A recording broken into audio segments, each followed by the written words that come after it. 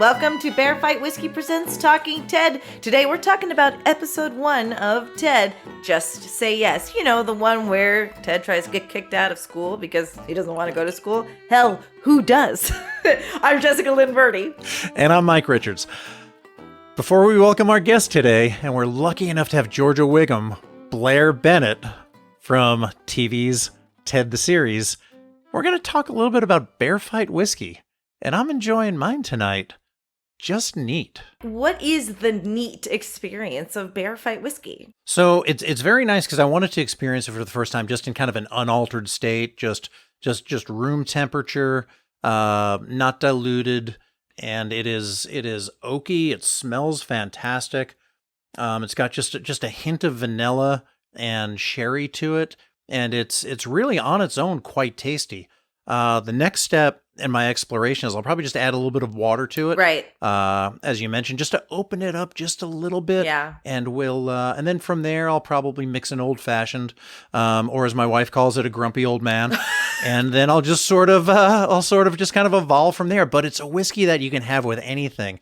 Friend of the show, Larry Nemechek, likes to like his mixer of choice is Diet Dr. Pepper. I dare to say it would go just fantastically well with Diet Dr. Pepper. I think that's exactly right. I think that's what the beauty of this whiskey is that it goes in any way. Anyone that is whiskey curious wants to try it. And as you join us throughout this series, talking about the new Peacock series, Ted, we're going to show you different ways you can enjoy Bear Fight whiskey. And genuinely, as a whiskey girl, I really just like a couple of ice cubes and I'm going to sip it all night. Because I'm also getting my water content in there, Mike, you know? Oh, you got to stay hydrated, Jess. Got to stay hydrated. I'm doing just that. And, you know, I need to be hydrated in order to share the recap for episode 1. So are you ready for me to do that? I am. Let's go with the recap by Jessica Lynn Verdi. All right, good. Good God. After the celebrity of Ted the Talking Teddy Bear wanes, he moves back with his best friend John, who brought him to life. John is currently a junior in high school. The year is 1993.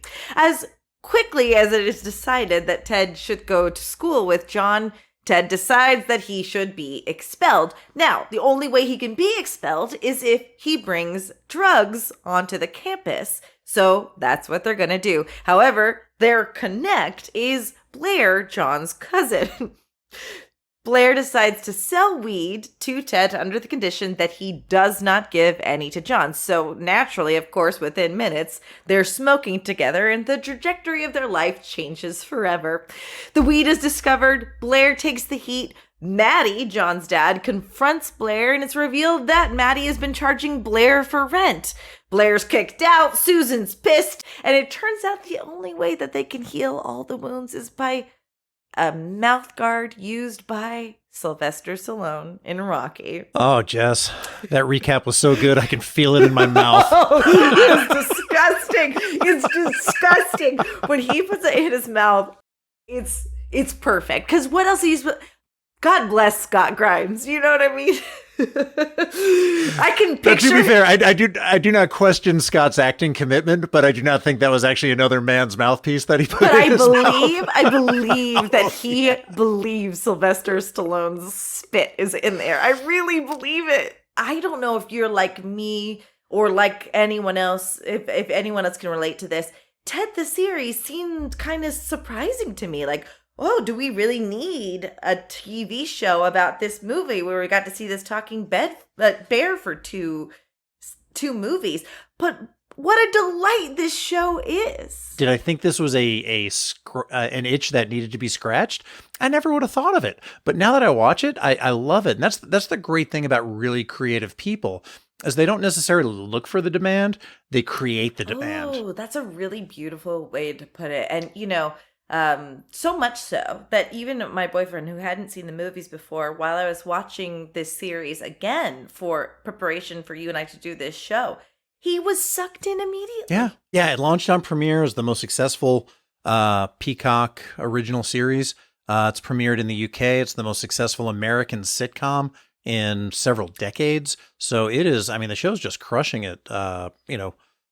Both sides of the Atlantic, at least. Unsurprisingly, genuinely, because Once you've watched it, and if you're just joining us and you're on this journey of watching the series along with us, you're going to be delightfully surprised by how fun this series is. What are a couple favorite moments from episode 1, Just Say Yes, for you? Well, I love the 90s nostalgia. The fact that this was set, Ted 1 is about 10 years old at this point. So this is 20 years before that, 30 years, ago from our present time. So I just love that they kind of went back there, and I get to see things like Steakums and old commercials on TV and things that just meant the world to me. Say what you will about the 90s. I think comparatively, it seems like it was a utopian paradise compared to some of the things we see now. So for me, it's just kind of, in some ways, that nostalgia just really, really touched me. And I loved to see that. And being from the Northeast also, it's relatable for me. And the other joke that I really liked was the Irish Spring commercial when they're like, "Oh yeah, marketing. Nobody smells good like a guy named Seamus Boyle." I genuinely can't stop thinking about that joke, especially since my boyfriend uses Irish Spring, and he is. I use Irish Spring, and I'm my family on my mom's side is from Ireland. Just my grandparents are from Ireland. So stinky boils. I thought it was a fairy. No, they were like a spring morning. Oh, I'm sure. Yeah, fantastic. I'm sure. No, this show, for anyone that's just joined, this show gives you the Family Guy, quick humor. I will say, I don't know if you had the same exact experience that I did, Mike. I was expecting a couple cutaways, from Family Guy. Right.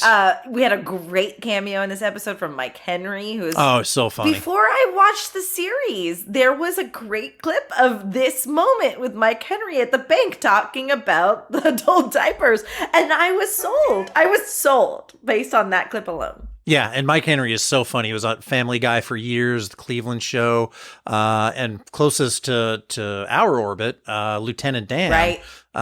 Who ironically is never referred to as Lieutenant Dan in the Orville.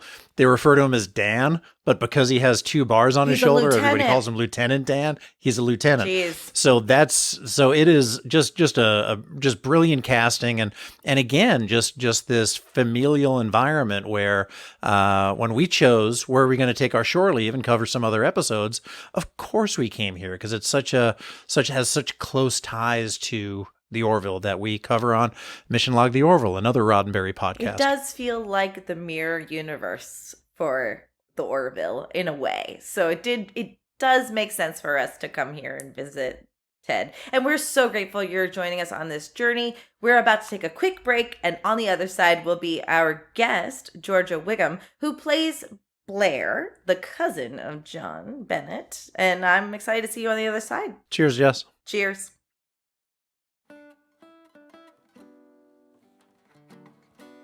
Hey folks, we're here to talk to you about Bear Fight Whiskey, how much we've been enjoying it, and how you can enjoy it yourselves. I'm a whiskey drinker through and through, and I think I have found my new favorite go-to in Bear Fight Whiskey. It's a little bit of scotch, it's a little bit of bourbon, it's a little bit of grape, and we want to extend a discount to you so you can sip right along with us. Bear Fight Whiskey is an American single malt. It's one of the most awarded single malt whiskeys in the U.S. It's a simple recipe, it's a fantastic flavor, and it goes great with anything. So head over to bearfightwhiskey.com, type in BF20 at checkout, and get yourself $20 off of shipping. And now, back to the show. Welcome our guest, Giorgia Whigham, who plays Blaire Bennett on the show. Blaire the series. We're doing it, and then we're just going to roll with this. Welcome to our guest, Giorgia Whigham, who plays Blaire Bennett on the show. You may also know her from The Orville, 13 Reasons Why, and Scream the series. Oh, I didn't realize you were in Scream. How fun. Yeah, I mean, I looked really different. I had a lot of makeup and piercings. That was one of the most fun costumes to do. I totally transformed. It was really cool. I bet it was, and I think that's coming back for more. Is it? Is it? I mean, we did one kind of standalone series. It was an MTV series, and then they kind of rebooted it with us, me, Kiki Palmer, Tyga, RJ Seiler. It was really like a stacked cast. It was amazing.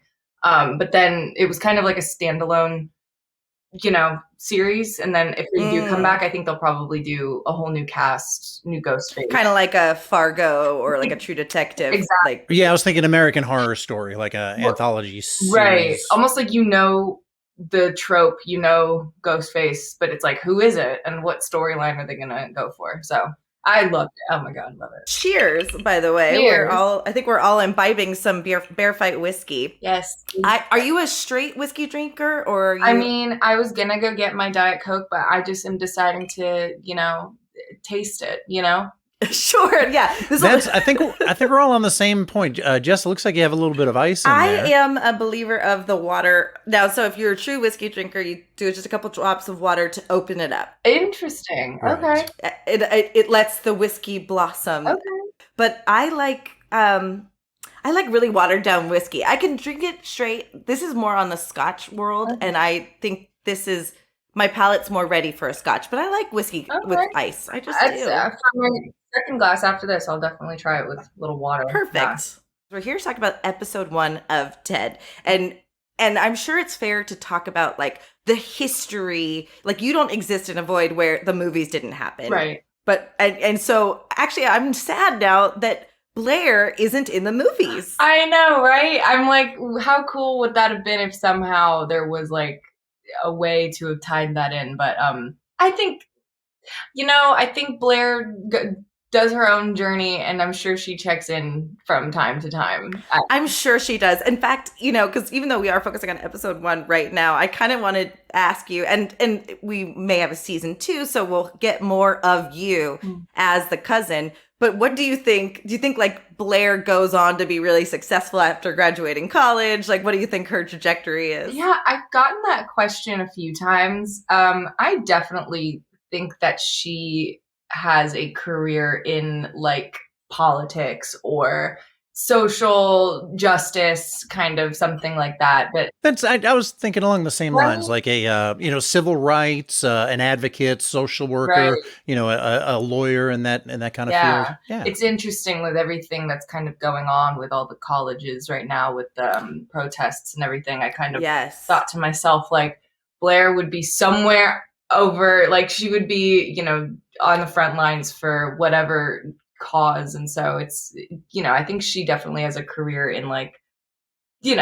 something along the lines of like social justice or politics or, I don't know, something like that. No, that makes a lot of sense because I hesitate to use this word and I don't mean it in the way it's been used derogatorily, but like she is like supremely woke by talking about like being pansexual, and that's not a phrase. I was 7 years old when this show was supposed to have been made, so I don't know if people were talking about the same things that Blaire was up on.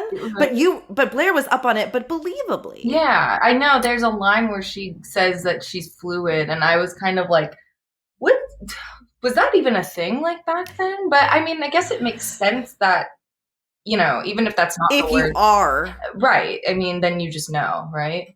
So being the only person here that was over 7, I imagine, when this series was staged, I'm going to say it was a thing. Like the 90s were so much more progressive in so many ways and took such a backslide in the decades to follow that really a lot of what Blaire says as a character, as people that old in 93 felt, because I was essentially Blaire's age, a few years older. I was in grad school in 1993. So I was kind of like right in that scene that you're living in, that your character is living in the show. So there was a lot more just kind of like general acceptance really at that time of what is now considered woke, which is really kind of, anti, something that you would think to be the case. Right. Yeah. It's interesting.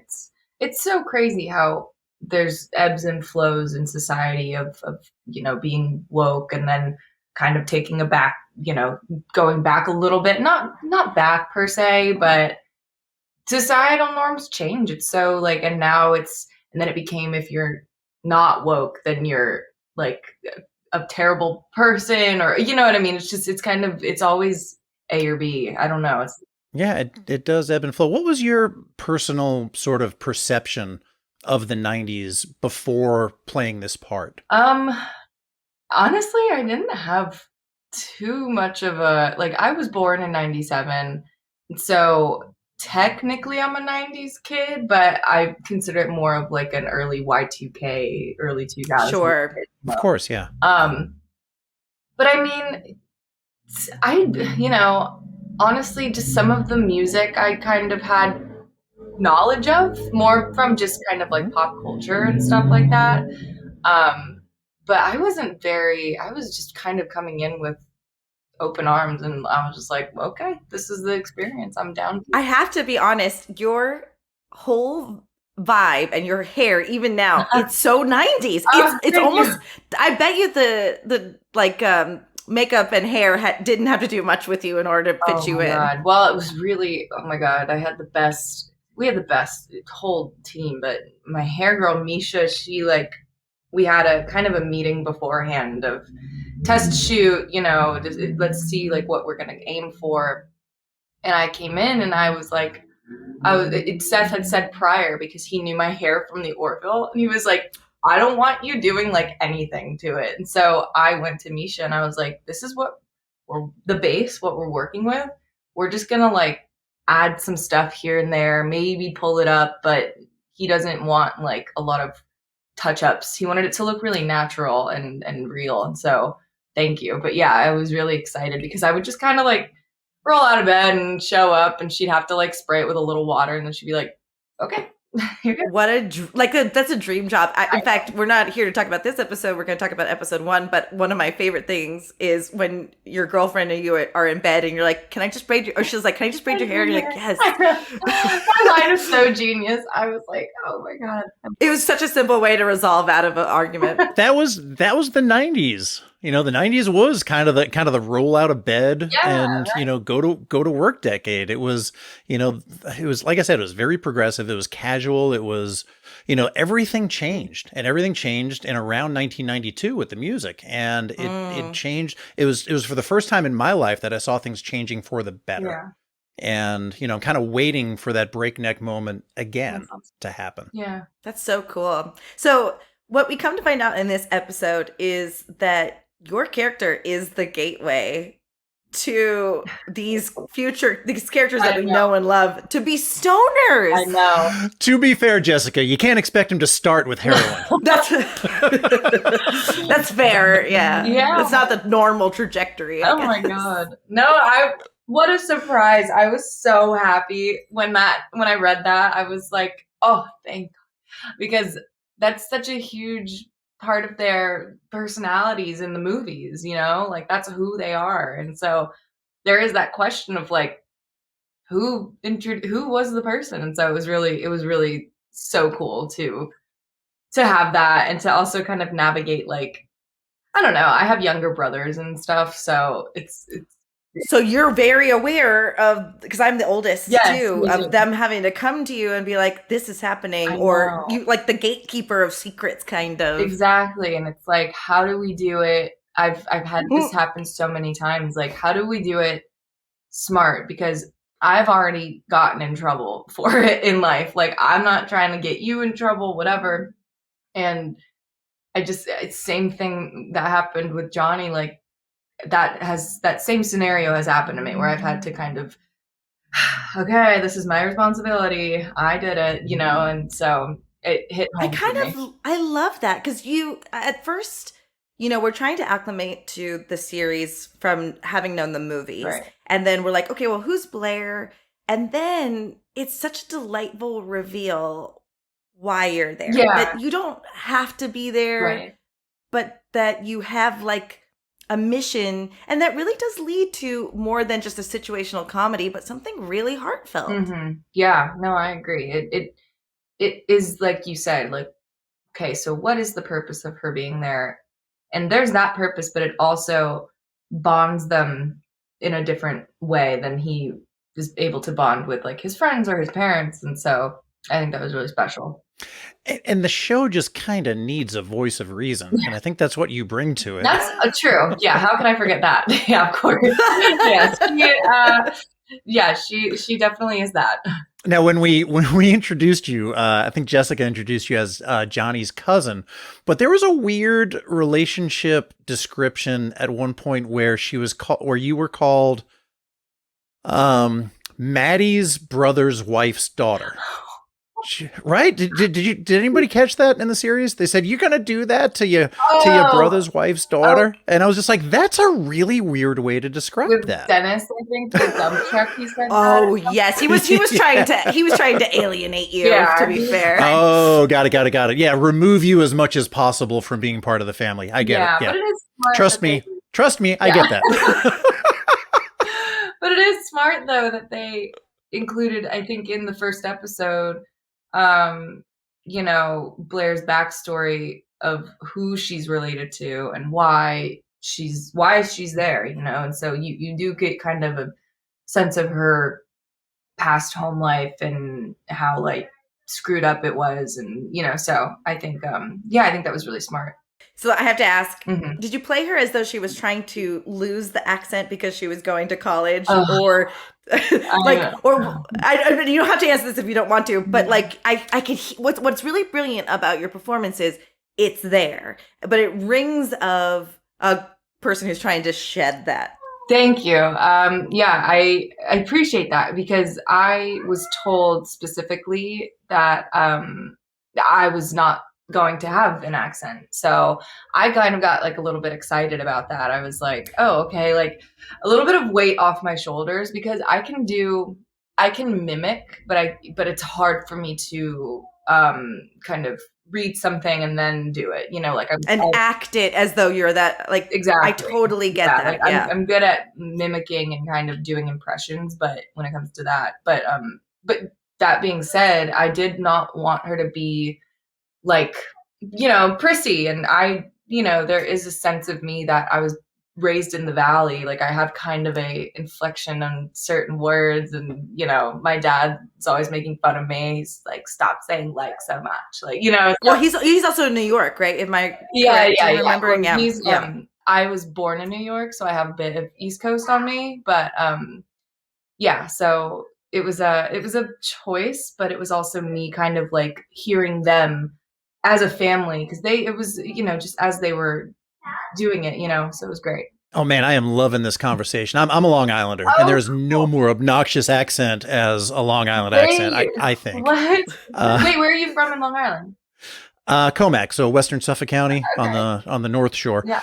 And it was maybe a semester after going away to college that I went back and was like, Mom, Dad, listen to how you're talking to each other.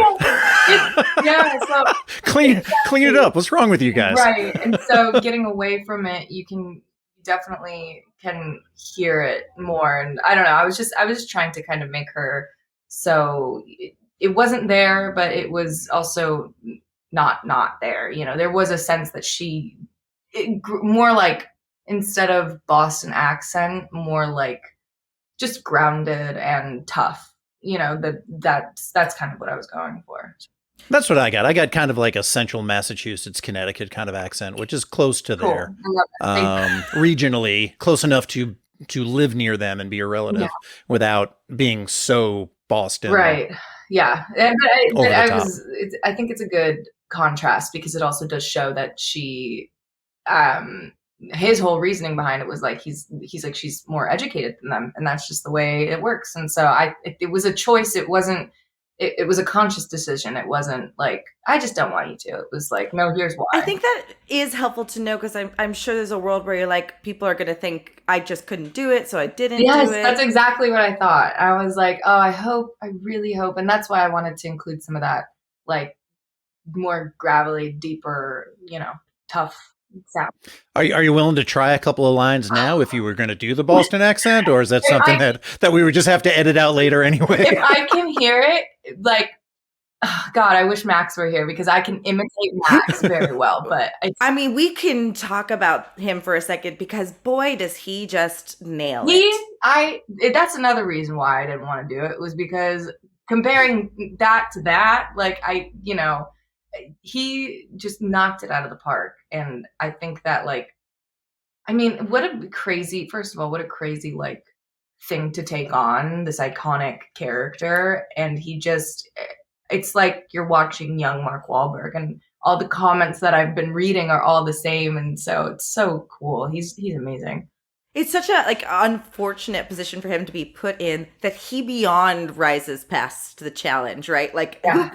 No one can play a young Mark Wahlberg, and yet we totally believe that he is the younger version of that character. So good. He's just a genius. Totally buy him as Johnny Bennett. Right. So let me ask you, since we're talking about your family members, what was it like in those scenes where fighting's happening and you've got all five of you basically? The obvious question is, how was it acting with a bear that's not quite there? Mm-hmm. But the whole thing has a cacophony and this controlled chaos that is just, what was that experience like for you? I mean, we all were just so excited to be there and to start that, the moment Seth brought up rehearsals, we were like, when, let's go. We just want to be in the room. We want to be, and so what we did was we would rehearse for the first 2 weeks before shooting. We rehearsed all of the big family scenes, because those scenes they read like a play. There's no stopping. There's, people coming in and out. You have to be ready if somebody says something different, so, and you have to track where Ted's going throughout space at the same time. And so rehearsing was huge, because we all just got each other's vibe really quick.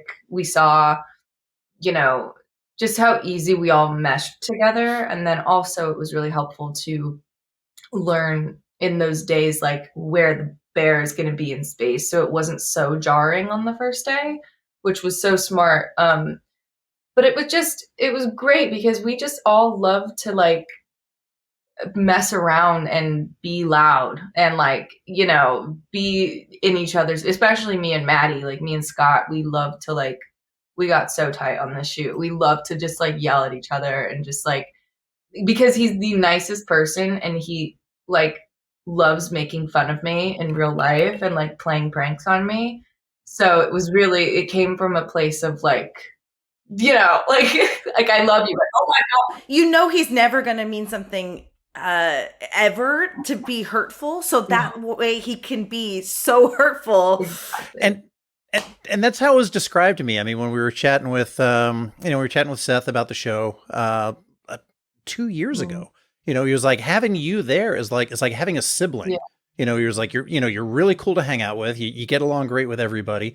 And I think that's been the formula from Family Guy to American Dad to, the Orville and Ted the series is, find people that fit in, find people that are great to work with, and just kind of keep that train going. And then just the machine just gets, bigger and more successful. Right. And you're part of that. But how cool was it to be back? I mean, you did a couple of episodes of the Orville, very, very key character, our favorite downvoting barista, who you get my upvote every day. But it was, how cool was it to be back with these folks, or maybe even working with some of them for the first time? Yeah, that was just, when I got the call, or, when I got the tape for it, I was so excited. I wanted it so badly because what a cool experience to get to go back to work with him, he's a genius. Seth is just a genius and just a great director, mentor, he's just all around. But then I didn't get to work with Scott on the Orville. We met, but we never had any lines together. So it was really exciting. I was just I just want to be back on that set, and to work with Scott for the first time, officially, was great. He's just a goof, though. At first I was kind of thrown off. I was like, are you do you hate me? I totally get that. I was like, what's the sarcasm level here? Because I'm not really I don't know. I don't want to say I'm not a sarcastic person, but I'm off the bat, I'm kind of a shyer person when I first meet you. Sure. And it's safe to say you're not New Jersey level sarcastic. Yeah, no. Not quite. But quickly that went away. And then the moment I become comfortable with somebody, I'm, right there with them. So it was amazing. He's become family to me. So Yeah, no, it was really special. That's beautiful. Any similarities you're willing to share about your TV show family, the fictional Bennett family, and maybe some actual family similarities, or is it polar opposite? God, I hope It's like pretty polar opposite. I will Good. say though, my relationship to all three of my brothers is pretty similar to Blaire's relationship to Johnny. Just to kind of like love him, love them, and want the best for them.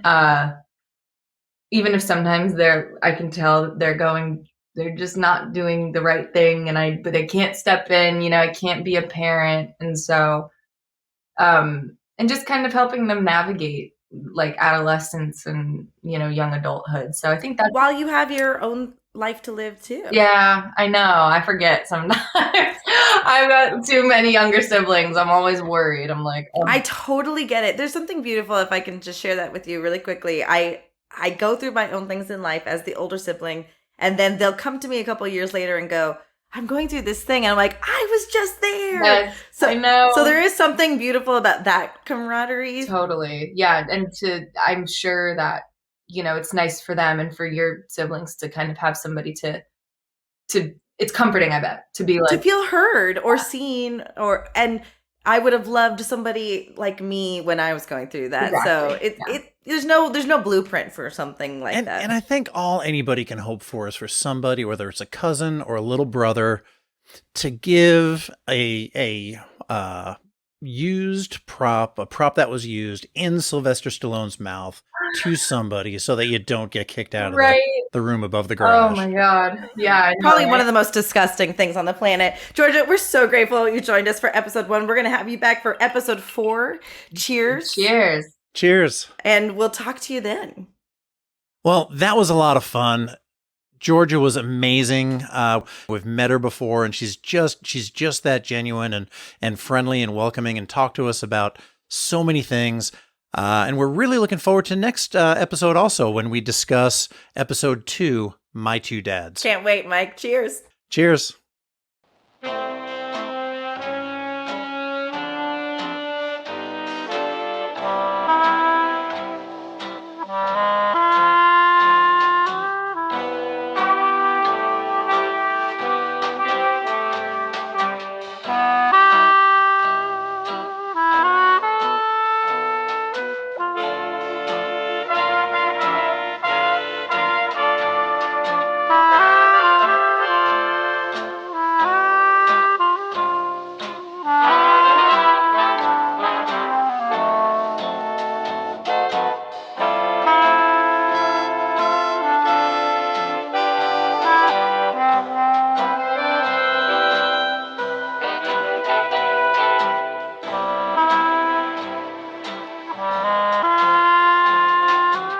Talking Ted is produced by Roddenberry Entertainment, executive producer Rod Roddenberry and John Champion. Our website and your opportunity to comment and connect with us is podcasts.roddenberry.com.